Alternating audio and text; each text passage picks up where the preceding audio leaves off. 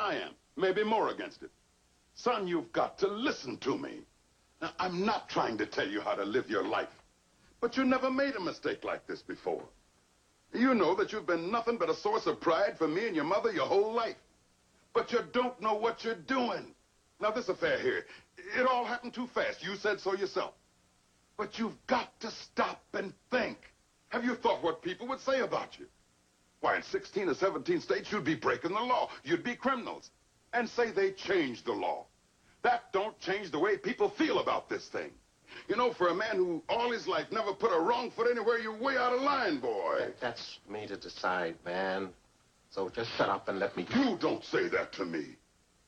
You haven't got the right to ever say a thing like that to me, not after what I've been...